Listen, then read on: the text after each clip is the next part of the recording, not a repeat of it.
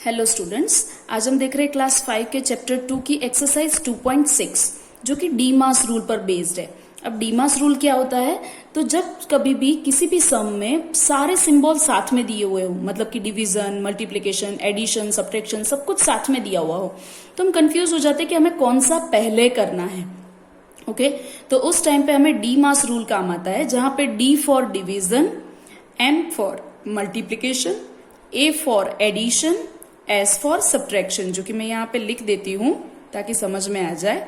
Division, multiplication, addition and last is subtraction. इसका क्या मतलब है कि हमें सबसे पहले डिवीजन करना होगा, then multiplication, then addition and last one is subtraction. अब मैं यहाँ पे एग्जांपल लेकर समझा रही हूँ कि मैं यहाँ पे एक्सरसाइज 2.6 सॉल्व कर रही हूँ। यहाँ पे सी आपको दिख रहा है कि सारे सिंबल साथ में है, प्लस, माइनस, मल्टीप्लिकेशन। ओके, तो मुझे सबसे पहले क्या करना होगा? तो ऑब्वियसली डी मास के हिसाब से सबसे पहले डिवीजन, लेकिन डिवीजन तो है ही नहीं, तो अब आएगा मल्टीप्लिकेशन। तो मैं पहले मल्टीप्लिकेशन ही सॉल्व करूंगी, बाकी किसी चीज को टच नहीं करूंगी। तो मैं एज इट इज 8 + 12 माइनस को कॉपी करूंगी और 6 × 2 = 12 रख दूंगी। ओके, देन अब मुझे करना है एडिशन, क्योंकि मल्टीप्लिकेशन के बाद एडिशन आता है, तो मैं पहले एडिशन सॉल्व करूंगी। तो 8 + 12 20 हो जाएगा, एंड देन लास्ट में 12। सब्ट्रैक्शन आ गया, और लास्ट में आप सब्ट्रैक्शन करके पता चल जाएगा आंसर इज 8। कुछ इस तरह से, ठीक है। नेक्स्ट क्वेश्चन भी कुछ वैसा ही है कि यहाँ पे मल्टीप्लिकेशन, एडिशन एंड डिवीजन दिया है, तो ऑब्वियसली हम सबसे पहले डी मास के हिसाब से एडिशन डिवीजन सॉल्व करेंगे। तो डिवीजन सॉल्व करते ही यहाँ पे मुझे पता है, आप चाहो अगर आपको डिवीजन पीछे रफ काम में सॉल्व करना है तो आप वर्टिकली सॉल्व कर सकते हो, खड़ा करके सॉल्व कर सकते हो। ओके, तो 30 / 5 6 आ जाएगा, क्योंकि 5 × 6 = 30 होता है। अब हमारा सॉल्व होगा मल्टीप्लिकेशन, तो 4 × 5 = 20, और अब लास्ट में हमारा सॉल्व होगा एडिशन, तो यहाँ पे आंसर हो जाएगा 26। ठीक है, आगे देखते हैं। यहाँ पे भी एडिशन, डिवीजन एंड सब्ट्रैक्शन साथ में दिया है, तो मैं डिवीजन सबसे पहले करूंगी। तो यहाँ पे 3 + 40 / 10 4 हो जाएगा, और -3 पीछे मैं कॉपी करूंगी। बाकी किसी भी चीज को टच नहीं करना है, वो एज इट इज लिख देनी है। जिसके नीचे हमने अंडरलाइन की है, जस्ट उसका आंसर ही हमें नीचे लिखना है। ठीक है, देन अब हम एडिशन सॉल्व करेंगे। तो यहाँ हो जाएगा 7 - 3 एज इट इज लिख दिया, और अब सब्ट्रैक्शन सॉल्व हो जाएगा, तो 7 - 3 4। अंडरलाइन करना जरूरी है ताकि आप लोग को समझ में आए कि आपने कौन सा स्टेप किया है। ओके, अंडरलाइन से आपको समझ में आता है कि आपने कौन सा स्टेप पहले किया है, इसलिए।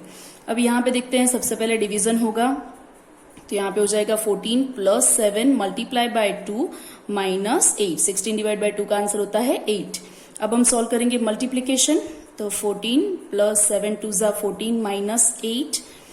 अब हम एडिशन सॉल्व करेंगे, तो हो जाएगा एडिशन 28 - 8, और आंसर हो जाएगा सब्ट्रैक्शन का 20। ओके, इस तरह से। नेक्स्ट भी कुछ वैसे ही सम्स हैं। तो सबसे पहले यहाँ पे addition, multiplication, minus and multiplication, division है ही नहीं, तो हम मल्टीप्लिकेशन सॉल्व करेंगे, लेकिन मल्टीप्लिकेशन 2 टाइम है, तो हम दोनों बार एक साथ ही सॉल्व कर लेंगे। आप चाहो तो अलग अलग भी सॉल्व कर सकते हो, लेकिन मैं यहाँ पे एक साथ ही कर रही हूँ। तो यहाँ पे 2 + 4 × 6 = क्योंकि हमने अंडरलाइन किया तो हम उतना चीज सॉल्व कर देंगे।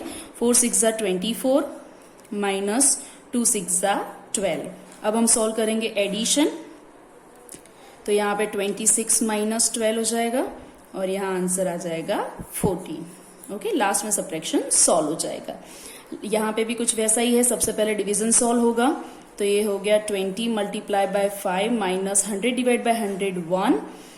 फिर मल्टीप्लिकेशन सॉल्व करने पर 25 = 100 - 1, और यहाँ पे आंसर हो जाएगा लास्ट में 99।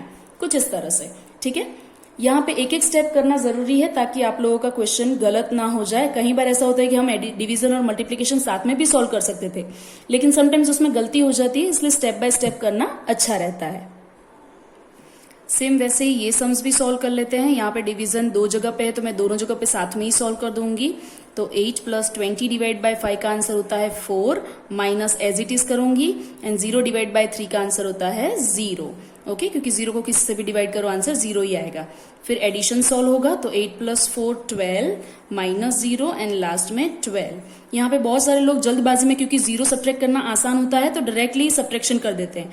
आपका आंसर गलत नहीं होगा, लेकिन क्योंकि स्टेप वाइज आप डी मास रूल फॉलो कर रहे हो, तो आपको पहले एडिशन का आंसर लिखना होता है, देन ही सब्ट्रैक्शन करना होता है। ओके, तो आपको प्रॉपर स्टेप दिखाने जरूरी है। नेक्स्ट क्वेश्चन में भी कुछ वैसा ही है। सबसे पहले डिवीजन करेंगे, तो यहाँ पे 75 multiply by 0 minus as it is 0 divide by 75 का आंसर होता है 0। फिर मल्टीप्लीकेशन, उसका आंसर भी 0 हो जाएगा, 0 minus 0 is equal to 0। And last question इस एक्सरसाइज का देख लेते हैं, जो कि है 39 माइनस 0 प्लस 5 मल्टीप्लाई बाय 999। तो हमें सबसे पहले मल्टीप्लीकेशन सॉल्व करना होगा। तो यहाँ पे हम देख लेते हैं, मल्टीप्लीकेशन सॉल्व करेंगे तो आगे का हम एज इट इज ही लिख रहे हैं।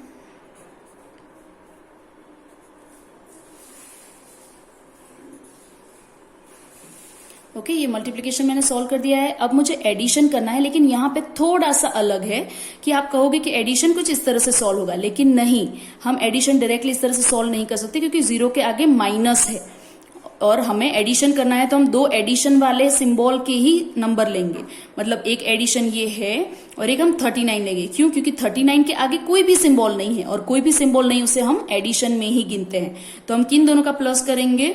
तो 4995 प्लस 39 का हम प्लस करेंगे। तो 39 प्लस 4995। मैं जानती हूँ 0 का कोई भी मतलब नहीं है, लेकिन फिर भी हम स्टेप कुछ इसी तरह से करेंगे ताकि जब भी 0 के अलावा भी कभी कोई नंबर आए तो हमारी गलती कभी भी ना हो। ठीक है, तो आपको इस बात का खास ध्यान रखना है। अब मैं यहाँ पे एडिशन कर रही हूँ।